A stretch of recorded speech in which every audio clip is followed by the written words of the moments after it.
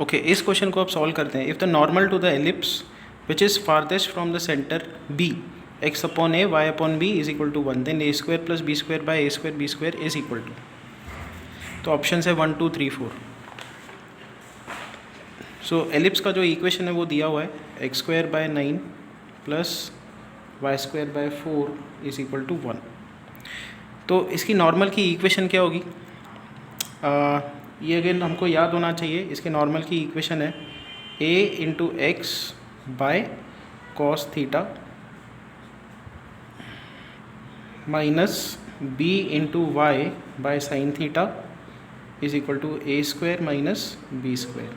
Okay so a x sec theta minus b y cosec theta is equal to a square minus b square. ये आ जाएगा.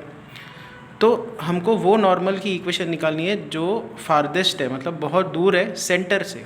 ठीक है, तो ये तो हमारे पास आ गई नॉर्मल की इक्वेशन. तो इसका डिस्टेंस सेंटर से मैक्सिमम होना चाहिए. तो हम लोग डिस्टेंस फॉर्मूला लगाएंगे. Distance from centre of this line is minus of a square minus b square. ये a square minus b square को लेफ्ट साइड पे शिफ्ट करेंगे. एक्स की जगह पे 0, वाई की जगह पे 0. इंटरसेप्ट होगा minus a square minus b square divided by root of x coefficient square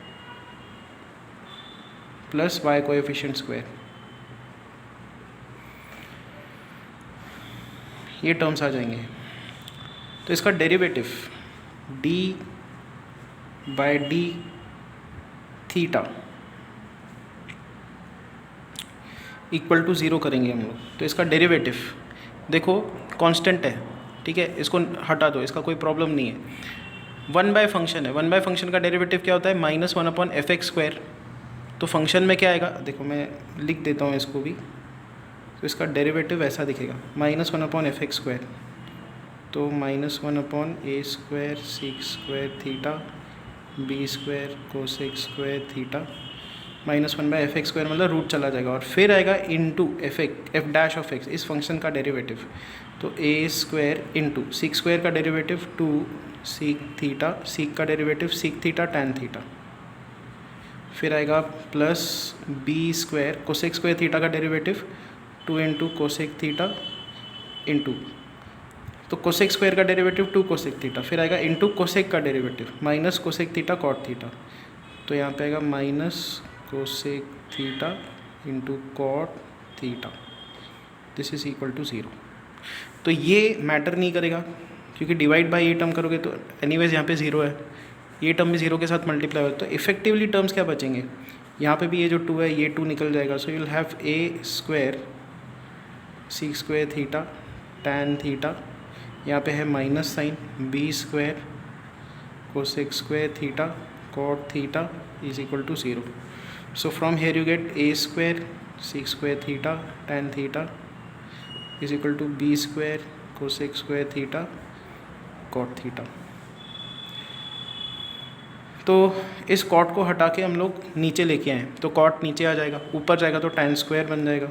फिर हम लोग इसका स्क्वायर रूट ले लें. तो A sec theta tan theta is equal to B cosec theta. So यहाँ से हमको क्या मिलेगा? ए इज इक्वल टू या A upon B is equal to, B हमने इधर शिफ्ट कर दिया, सीक टैन को इधर शिफ्ट कर देंगे. तो कोसेक क्या होता है? 1 बाय साइन थीटा. सीक क्या होता है? 1 by cos theta into tan theta. So which is equal to 1 by, ये साइन नीचे शिफ्ट कर दो, साइन अपॉन कॉस होगा टैन, टैन इंटू टैन होगा टैन स्क्वायर थीटा. तो tan square 1 by tan square theta A by B है. तो tan square theta का वैल्यू क्या होगा? B by A. Meaning tan theta का वैल्यू क्या होगा? बी बाय ए का रूट. अब ये बी और ए किसके हैं? कौन से बी और ए हैं? ये वाले टर्म्स है एलिप्स की इक्वेशन के. ये ए ये बी. तो अगर आप पुट कर दो तो रूट ऑफ बी का वैल्यू है 4 और इसका वैल्यू है 9. So this is 2/3.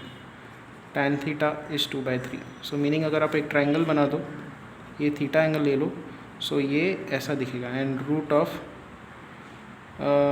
13.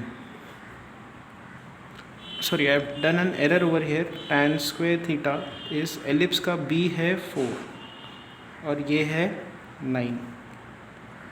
So tan theta आएगा 2/3. Okay this is correct. नहीं, यहाँ पे एरर क्या है, यहाँ पे एरर है b की वैल्यू। ओके, एलिप्स की इक्वेशन ये दी हुई है, तो b की वैल्यू 2 है और a की वैल्यू 3 है। तो b की वैल्यू 2 है, a की वैल्यू 3 है, तो tan स्क्वायर थीटा का वैल्यू 2/3, मीनिंग tan थीटा का वैल्यू होगा √2/√3। ओके, ये वैल्यूज़ आएंगे जब आप एक ट्रायंगल बना दोगे। So this is √2, this is √3 and this will be √5। तो जो नॉर्मल की इक्वेशन हमको बनानी थी वो आ चुकी है, ये नॉर्मल की इक्वेशन थी, ठीक है। तो इसमें cos थीटा और sin थीटा की हम लोग अगर वैल्यू पुट कर दे तो नॉर्मल की इक्वेशन आ जाएगी। a की वैल्यू कितनी पुटअप करेंगे 3, b की value 2। So now finally we have equation of normal as a is 3, यहाँ पे आएगा x बाय cos थीटा, इस ट्रायंगल से cos थीटा होगा √3/√5, फिर आएगा माइनस b है 2, फिर आएगा y by sin theta is √2/√5 is equal to a square minus b square which is 5. And finally our equation of normal is, अब देखो यहाँ पे √3 आ जाएगा, √3 को आप नीचे शिफ्ट करोगे तो ये इक्वेशन कैसी दिखेगी, ये 5 भी हम लोग नीचे शिफ्ट कर देंगे। पहले तो देखो ये √3 यहाँ पे आ जाएगा √3, फिर यहाँ पे √2 निकल जाएगा, यहाँ पे √2 आ जाएगा, फिर ये 5 नीचे शिफ्ट कर देंगे तो ये 5 यहाँ पे आएगा, यहाँ पे आ जाएगा, यहाँ पे आ जाएगा 1, 5/√5 आएगा, 5/√5 यहाँ पे √5 आएगा। So effectively what equation do we have is √3x/√5 minus √2y/√5 is equal to 1। So x divided by √5/3 minus y divided by √5/2 is equal to 1। ये आ गया। तुम्हारे पास a का वैल्यू ये है, b का वैल्यू ये है, b का वैल्यू नेगेटिव है ऑल्दो दिस लाइक दिस। तो a स्क्वायर क्या होगा, हमको जो क्वांटिटी कैलकुलेट करनी है वो कैसे कैलकुलेट करेंगे, a square plus b square divided bye a square into b square, ये कैलकुलेट करना है हमको। सो ये कितना आएगा, देखो यहाँ से 5 एक 5 निकल गया तो यहाँ पे आएगा 1/3 प्लस 1/2 डिवाइडेड बाय 5/6, ये आ जाएगा। ये इधर शिफ्ट कर दो तो 5/6/5/6 आंसर इज़ 1।